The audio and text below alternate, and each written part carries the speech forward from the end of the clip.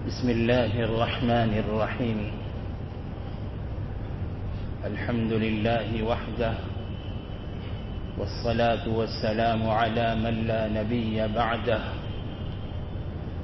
أما بعد، فأعوذ بالله من الشيطان الرجيم. بسم الله الرحمن الرحيم. ولمن خاف مقام ربه جنتان. وقال النبي صلى الله عليه وسلم: لا يلج النار رجل بكى من خشية الله حتى يعود اللبن في الضرع، ولا يجتمع غبار في سبيل الله ودخان جهنم، أو كما قال عليه الصلاة والسلام. محترم بزرگوں اور دوستو، قیامت کے دن کے مراحل میں ایک مرحلہ میدان محشر کا وہ بھی ہے جب سورج سروں پر ہوگا اور سورج کی تپش اور حرارت کی وجہ سے، سورج کی تمازت کی وجہ سے لوگ پسینے میں شرابور ہوں گے اور پسینے میں ڈوبے ہوئے ہوں گے. لوگ سائے کی تلاش میں ہوں گے اور اللہ کے عرش کے سائے کے علاوہ کوئی سایہ نہیں ہوگا. اور اللہ کے عرش کے سائے میں کچھ خوش نصیب افراد ہیں. بعض صاحب سعادت طبقات ہیں، بعض سعادت طبقات ہیں جنہیں اللہ کے عرش کے سائے میں جگہ ملے گی. یہ کون سے باسعادت افراد ہیں اور یہ کون سے سعادت والے طبقات ہیں جنہیں اللہ کے عرش کے سائے میں اس دن جگہ مل جائے گی جس دن اس سائے کے علاوہ کوئی سایہ نہیں ہوگا. اس قسم کے طبقات میں رسول اللہ صلی اللہ علیہ وسلم نے 7 طبقات کا تذکرہ فرمایا یا 7 افراد کا ذکر فرمایا. 7 یظلهم اللہ فی ظلہ یوم لا ظل الا ظلہ. فرمایا 7 قسم کے لوگ ایسے ہیں جنہیں اللہ اپنے عرش کے سائے میں جگہ عنایت فرمائیں گے جس دن اس کے سائے کے علاوہ کوئی سایہ نہیں ہوگا. اور جہاں 7 قسم کے افراد کا تذکرہ ہے، ان میں ایک قسم آپ نے یہ ذکر فرمائی: وَرَجُلٌ ذَكَرَ اللَّهَ خَالِيًا فَفَاضَتْ عَيْنَاهُ. وہ شخص جو تنہائی میں اللہ کو یاد کرے اور اس کی آنکھیں اللہ کے خوف سے بہہ پڑیں، آنکھوں سے اشک رواں ہو جائیں. خالی رجل ذکر اللہ خالیا، وہ شخص جو اللہ کو خلوت میں یاد کرے یا خالی یاد کرے. خالی کا ایک مفہوم یہ ہے کہ ایسی حالت میں یاد کرے کہ دل اللہ کے علاوہ غیر سے خالی ہو جائے، اللہ کی محبت کا، اللہ کے خوف و خشیت کا غلبہ ہو. یا دوسرا مفہوم یہ بھی ہے کہ تنہا ہو، کوئی اور نہ ہو. تنہائی میں جو رونا ہوگا وہ خالص اللہ کے لیے ہوگا، اس میں ریاکاری کا کوئی شبہ نہیں ہوگا، دکھاوے کا کوئی شبہ ہی نہیں ہوگا. اس لیے تنہائی کے اس رونے کی فضیلت بیان فرمائی کہ جو شخص تنہائی میں اللہ کو یاد کرے اور اللہ کے خوف و خشیت کی وجہ سے آنکھوں سے آنسو رواں ہو جائیں، ففاضت عیناہ. جو خوش نصیب ایسا ہو، فرمایا کہ اس کا یہ ثواب ہے، اس کا یہ اجر ہے اور اس کا یہ بدلہ ہے کہ اللہ اسے اپنے عرش کے سائے میں جگہ عطا فرمائیں گے. رسول اللہ صلی اللہ علیہ وسلم نے اس حدیث میں رونے کی ترغیب دی ہے کہ اللہ کے خوف اور خشیت سے آنکھوں سے آنسو بہہ جائیں. رونے کی فضیلت بیان فرمائی ہے اور رونے کی ترغیب دی ہے کہ اللہ کے خوف کو اور اللہ کی خشیت کو ایسا یاد کرے، آخرت کی فکر کا ایسا غلبہ ہو اور اپنی عاقبت کے بارے میں ایسا فکر مند ہو جائے کہ آنکھوں سے آنسو جاری ہو جائیں، وہ بڑا خوش نصیب ہے۔ رسول اللہ صلی اللہ علیہ وسلم نے ایسے شخص کی فضیلت بتاتے ہوئے ارشاد فرمایا، لا يلج النار رجل بكى من خشية الله حتى يعود اللبن في الضرع۔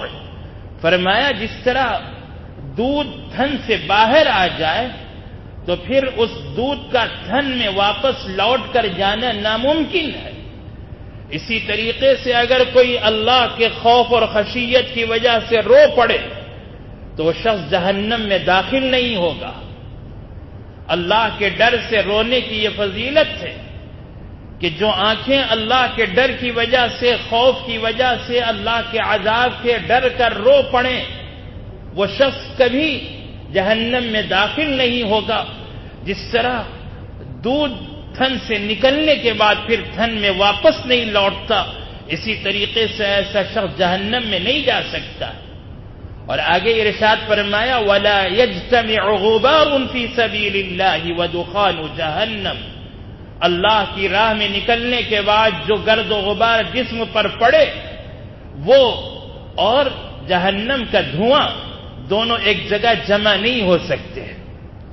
رسول اللہ صلی اللہ علیہ وسلم نے اس حدیث شریف میں اللہ کے خوف و خشیت سے رونے والوں کی یہ فضیلت بیان فرمائی کہ وہ شخص جہنم میں داخل نہیں ہو سکتا۔ قرآن پاک میں اللہ تعالیٰ نے اپنے خوف کی فضیلت بتاتے ہوئے فرمایا، وَلِمَنْ خَافَ مَقَامَ رَبِّهِ جَنَّتَانِ۔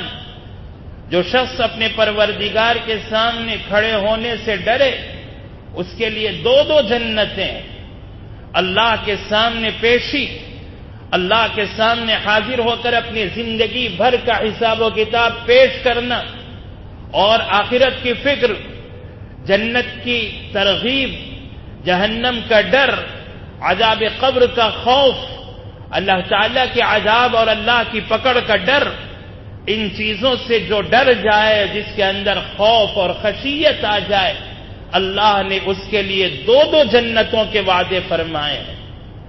حضرت عمر ابن خطاب رضی اللہ عنہ کے دور میں ایک نوجوان تھا، وہ مسجد میں ہمیشہ گوشہ نشین رہتا، ایک طرف کنارے بیٹھ کر اللہ کا ذکر کیا کرتا، ہمیشہ عبادت میں مصروف رہتا۔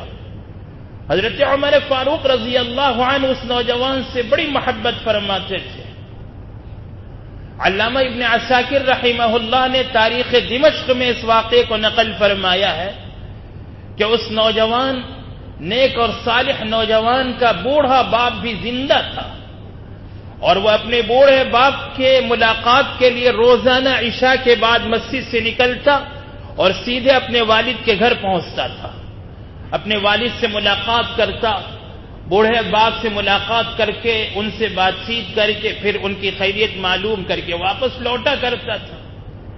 اس نوجوان کا یہ معمول تھا، روزانہ رات میں عشاء کی نماز کے بعد اپنے والد کے گھر پہنچنا اور بوڑھے باپ سے ملاقات کرنا، یہ ان کا معمول تھا۔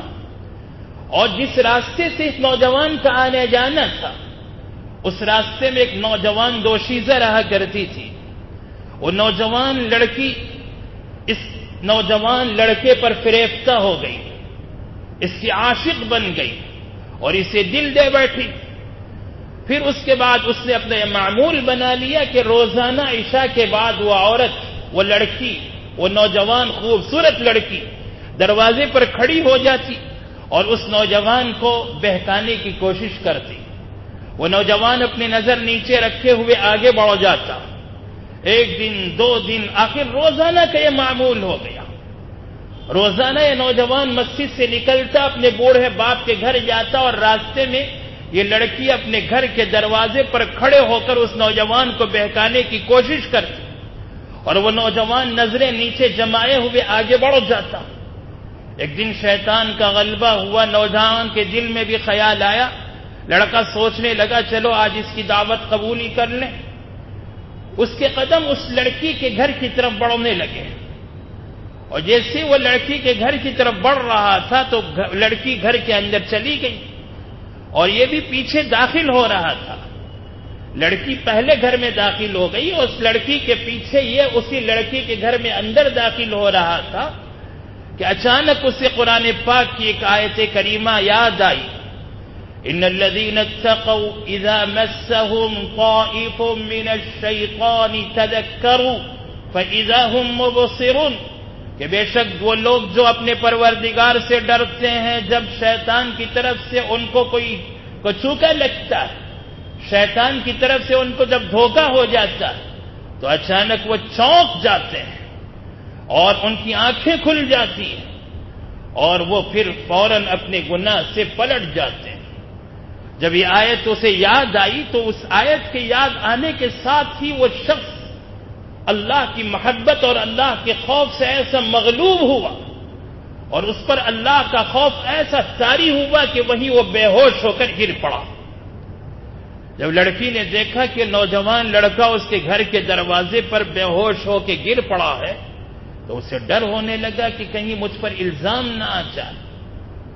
اسے خوف طاری ہو گیا، ڈرنے لگی کہ اگر پڑوسوں کو پتہ چلے گا، اڑوس پڑوس کے لوگوں کو معلوم ہوگا، گلی اور محلے والوں کو معلوم ہوگا کہ یہ نوجوان لڑکا میرے گھر میں داخل ہو رہا تھا اور پھر وہ بے ہوش ہو چکا ہے تو میری بدنامی ہوگی اور مجھ پر الزام آئے گا۔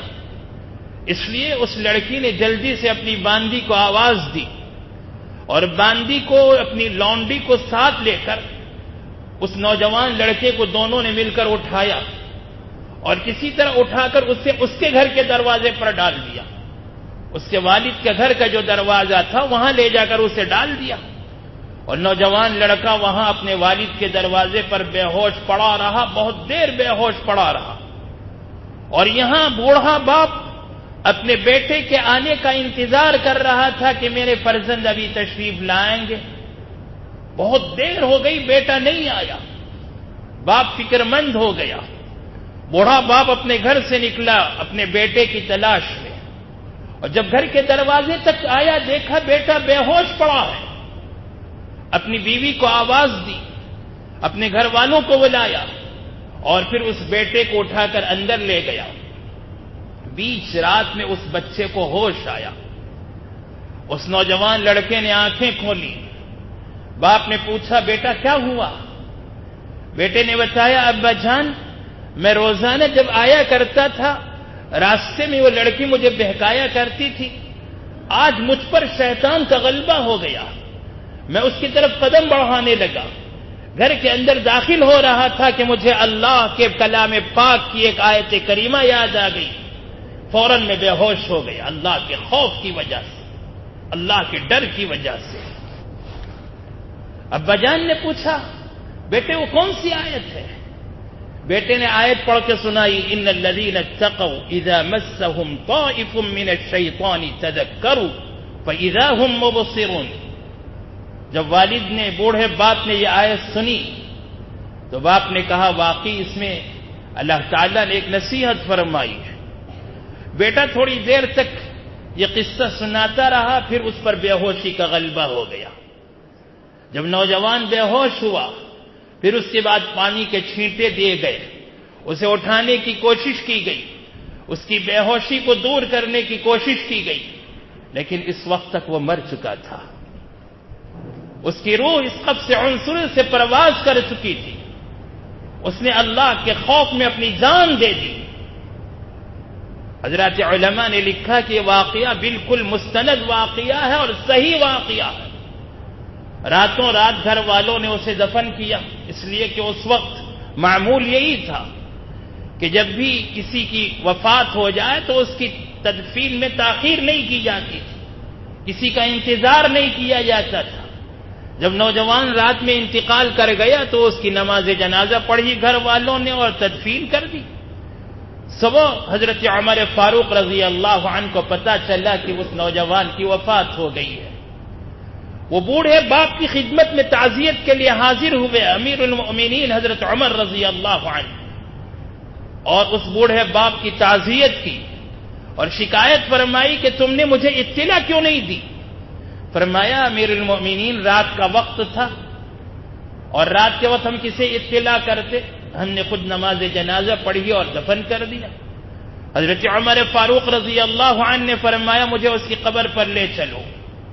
امیر المؤمنین اس نوجوان مرحوم کی قبر پر حاضر ہوئے اور وہاں کھڑے ہو کر انہوں نے فرمایا اللہ کے نوجوان بندے، اللہ فرماتے ہیں وَلِمَنْ خَافَ مَقَامَ رَبِّهِ جَنَّتَانِ، کہ جو اپنے پروردگار کے سامنے کھڑا ہونے سے ڈرے اس کے لیے دو جنت ہے.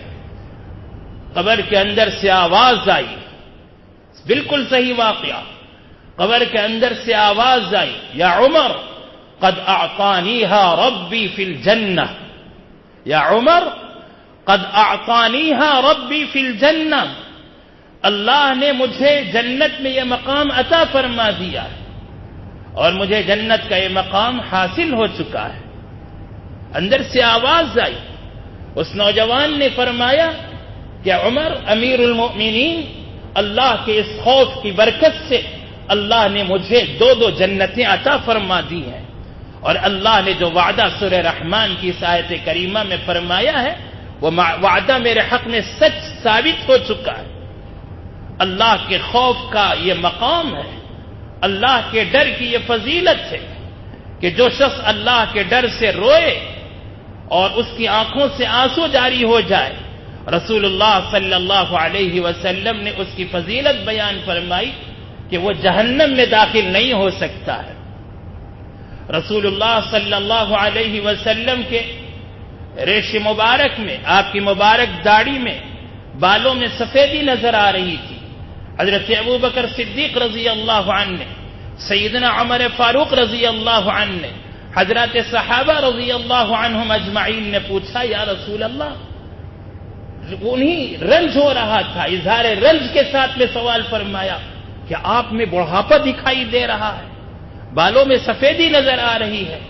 رسول اللہ صلی اللہ علیہ وسلم نے ارشاد فرمایا کہ میرے بوڑھا ہونے سے پہلے جو مجھ پر بڑھاپا طاری ہے اور بڑھاپے کی جو علامتیں میرے اس بالوں کی سفیدی سے ظاہر ہو رہے ہیں، اس کی وجہ شیبتنی ہود واخواتها، سورہ ہود کی بہنوں نے، یعنی قرآن پاک میں جو 3 مضامین ہیں، حضرات مفسرین نے لکھا کہ قرآن پاک میں خاص طور پر 3 مضامین مذکور ہیں، توحید، رسالت اور آخرت. ان میں جو تیسرا مضمون ہے آخرت کا، قیامت کی ہولناکیاں، قیامت کی سختیاں، آخرت کا عذاب، میدان محشر کے مناظر، یہ ساری وہ چیزیں ہیں جو قرآن پاک کی چند مخصوص صورتوں میں بڑے ہولناک انداز میں بیان کی گئی ہیں، اور ان میں سورہ ہود بھی ہے. اور سورہ ہود کی طرح دوسرے جن صورتوں میں یہ مضامین موجود ہیں، جیسے سورہ مرسلات میں، سورہ نبا میں، سورہ تکویر میں، سورہ انفطار میں، اور سورہ انشقاق میں، سورہ غاشیہ میں، مختلف صورتوں میں قیامت کی ہولناکیاں بیان کی گئی ہیں. رسول اللہ صلی اللہ علیہ وسلم فرماتے ہیں شیبتنی ہود واخواتها، اس جیسی صورتوں نے سورہ ہود اور سورہ ہود کی طرح جو مضامین جن صورتوں میں قیامت کی ہولناکیوں کے بارے میں بیان کیے گئے ہیں، ان مضامین نے مجھے بوڑھا کر دیا وقت سے پہلے. کتنا خوف طاری رہا ہوگا رسول اللہ صلی اللہ علیہ وسلم کے قلب اطہر پر. رات میں کھڑے ہیں، قرآن پاک کی ایک آیت کریمہ پر پہنچتے ہیں ان تعذبهم فإنهم عبادك وإن تغفر لهم فإنك أنت العزيز الحكيم. اے میرے رب، اگر آپ نے انہیں عذاب دیا تو وہ آپ کے بندے ہیں، اور اگر آپ انہیں معاف فرما دیں تو آپ تو زبردست ہیں. فإنك أنت العزيز الحكيم، آپ تو زبردست ہیں، حکمت والے ہیں. یہ آیت کریمہ پڑھتے رہے، پوری رات نماز میں پڑھتے رہے، صبح کر دی. حضرت عبید ابن عمیر رضی اللہ عنہ نے سیدہ ام المؤمنین عائشہ صدیقہ کائنات رضی اللہ عنہا سے پوچھا کہ رسول اللہ صلی اللہ علیہ وسلم کی کوئی عجیب بات بتائیں. فرمایا ایک مرتبہ میرے پاس تشریف لائے، رات میں میری باری تھی. فرمایا عائشہ آج میں اللہ کی عبادت کرنا چاہتا ہوں. ام المؤمنین نے فرمایا کہ مجھے آپ کا قرب پسند ہے، اور جیسے آپ کا قرب پسند ہے ویسے ہی آپ کی خواہش، آپ اپنی خواہش سے جو کام فرمائے وہ بھی مجھے پسند ہے. تو آپ کھڑے ہو گئے. فرمایا عائشہ مجھے چھوڑو، میں اللہ کی عبادت کرنا چاہتا ہوں۔ وضو فرمایا، نماز کے لیے کھڑے ہو گئے، نماز میں روتے رہے، قیام کی حالت میں روتے روتے گود بھیگ گئی، رکوع میں روتے رہے، سجدے کی حالت میں روتے رہے، التحیات کی حالت میں قاعدے میں روتے رہے، داڑھی مبارک تر ہو گئی، سجدے میں روتے روتے زمین تر ہو گئی، اور اسی طرح روتے روتے رات گزار دی۔ صبح کا وقت ہوا، حضرت بلال حبشی رضی اللہ عنہ دروازے پر حاضر ہوئے، نماز کے لیے دعوت دی، بلایا، فرمایا نماز کا وقت ہو چکا ہے۔ سرکار کو دیکھا کہ آپ تو رو رہے ہیں۔ حضرت بلال حبشی رضی اللہ عنہ نے فرمایا کہ یا رسول اللہ آپ رو رہے ہیں، اللہ نے تو آپ کے اگلے پچھلے سارے چوک معاف فرما دیے، پھر بھی آپ رو رہے ہیں۔ فرمایا افلا اکون عبدا شکورا، کیا میں اللہ کا شکر گزار بندہ نہ بنوں؟ اور میں کیوں نہ رہوں جبکہ رات ایک ایسی آیت نازل ہوئی ہے کہ جو شخص یہ آیت کریمہ پڑھ لے اور اس پر غور و فکر نہ کرے اس کے لیے ہلاکت ہے۔ ان فی خلق السماوات والارض واختلاف الليل والنهار لآيات لأولي الألباب الذين يذكرون الله قياما وقعودا وعلى جنوبهم۔ فرمایا یہ آیتیں جو سن لے اور غور و فکر نہ کرے اس کے لیے ہلاکت ہے۔ آپ نے فرمایا یہ آیت مجھ پر نازل ہوئی ہے اور میں کیوں نہ روؤں؟ روتے روتے رات گزار دی۔ سرکار دو عالم صلی اللہ علیہ وسلم کا رونا یہ معمول تھا، اور آپ یوں رویا کرتے تھے۔ اگر کسی کا دل اتنا سخت ہو کہ رونا نہ آئے غفلت کی وجہ سے، تو رسول اللہ صلی اللہ علیہ وسلم نے اس کا بھی حل بتایا، فرمایا رو، اگر رونا نہ آئے تو کم از کم رونے کی شکل تو بناؤ۔ اللہ نے بچے کو ایک عجیب فن دیا ہے، جب بچہ دنیا میں آتا ہے تو اپنے بھوک کے لیے ماں سے دودھ نہیں مانگ سکتا ہے، اپنے کان اور پیٹ کے درد کو نہیں بتا سکتا ہے کہ میرے کان میں درد ہے، میرے پیٹ میں درد ہے، بول نہیں سکتا۔ اس کے بولنے کے لیے ایک عمر ہے، اس کے دودھ مانگنے کے لیے ایک عمر ہے، لیکن جب اسے بھوک لگتی ہے تو اللہ نے اس معصوم بچے کو ایک فن دیا ہے، وہ اپنے اس فن کے ذریعے سے اپنے بھوک کا اظہار کرتا ہے، اپنے درد کا اظہار کرتا ہے، اور وہ فن ہے رونا۔ اللہ نے بچے کو رونا سکھا دیا، اور اس رونے کے ذریعے سے وہ اپنے بھوک کا بھی علاج تلاش کر لیتا ہے، اپنے درد کو بھی ظاہر کرتا ہے، اور ایسے اپنے درد کو، اپنے بھوک کو، اپنی پریشانی کو، اپنی مشکل کو ظاہر کرتا ہے کہ جب بچہ روتا ہے تو ماں اٹھ جاتی ہے، باپ اٹھ جاتا ہے، بچے کے رونے کی وجہ سے اس کے بھائی بہنیں اٹھ جاتے ہیں، بچے کے رونے کی وجہ سے دادا دادی اٹھ جاتے ہیں، بچہ اور رونے لگے تو اڑوس پڑوس بھی پوچھنے لگتے ہیں کہ رات بچہ کیوں زیادہ رو رہا تھا۔ پورے محلے میں ایک کوہرام مچ جاتا ہے جب بچہ روتا ہے۔ اللہ نے بچے کو جو رونے کا فن سکھایا وہ اپنے اس رونے سے اپنے سارے کام بنا لیتا ہے۔ اللہ نے ہم ایمان والوں کو یہی رونا عطا فرمایا ہے کہ ہم اپنے رونے کے ذریعے سے اللہ کو منا سکتے ہیں۔ یاد رکھیں دنیا میں جتنے سمندر ہیں سارے سمندر اور سارے سمندروں اور دریاؤں کا پانی، زمین کا سارا پانی مل کر بھی جہنم کے ایک چنگاری کو نہیں بجھا سکتا ہے۔ سارا پانی جہنم کی ایک چنگاری کو نہیں بجھا سکتا ہے۔ ہاں اگر مومن کی آنکھوں سے آنسوں کا ایک قطرہ نکل پڑے تو جہنم بجھ سکتی ہے، جہنم کی آگ کو بجھایا جا سکتا ہے۔ ہم نے اپنے گناہوں سے جن جن آگ کو بھڑکایا ہے، جہنم کو جتنا دہکایا ہے، اگر اللہ کے خوف کی وجہ سے آنسوں کا ایک قطرہ نکل پڑے تو جہنم کی دہکتی ہوئی آگ بجھ سکتی ہے، اور یہی ایک قطرہ ہمیں جہنم کے لیے حجاب بن جا سکتا ہے، جہنم میں داخل ہونے کے لیے آڑ بن سکتا ہے۔ اور اللہ کے یہاں ان آنکھوں سے نکلنے والی آنسوں کی بڑی قدر ہے، اس لیے کہ آسمانوں میں آنسو نہیں ہے، اللہ کی بارگاہ میں آنسو نہیں ہے، اللہ کے یہاں تو طاقت ہے، قدرت ہے، قوت ہے۔ ان بطش ربک لشدید ان اللہ علی کل شیء قدیر، اور جو قادر اور مقتدر ہے اس کے یہاں آنسو زمین سے امپورٹ کیے جاتے ہیں اور یہاں سے آنسو ایکسپورٹ ہو کے جاتے ہیں، اور جب یہاں سے آنسو پہنچتے ہیں تو ان آنسو کی اللہ کے یہاں بڑی قدر ہوتی ہے۔ علامہ اقبال رحمۃ اللہ علیہ کے جو ابتدائی غزلیات ہیں ان غزلیات میں ایک جاندار شعر ان کا ہے، موتی سمجھ کے شان کریمی نے چن لیے، موتی سمجھ کے شان کریمی نے چن لیے، قطرے جو تھے میرے عرق انفعال کے، میری ندامت کے جو آنسو تھے، میری شرمندگی کا جو پسینہ تھا، میری شرمندگی کے اس پسینے کو، میری ندامت کے ان آنسوؤں کو اللہ کی رحمت نے موتیوں کی طرح چن لیا، اور یہاں سے جو آنسو ایکسپورٹ ہوتے ہیں اور اللہ کے یہاں امپورٹ کیے جاتے ہیں، ان آنسوؤں کی اتنی قدر ہوتی ہے کہ موتیوں کی طرح ان کو چن لیا جاتا ہے، اور ہیرے اور جواہرات کی ان کو قدر قیمت مل جاتی ہے۔ اس لیے ہم نے ان آنسوؤں کی قدر کریں، اللہ کو رو کر منائیں، اللہ بہت جلد مان جانے والے ہیں۔ اللہ ہمیں عمل کی توفیق عطا فرمائے۔ وآخر دعوانا ان الحمد للہ رب العالمین۔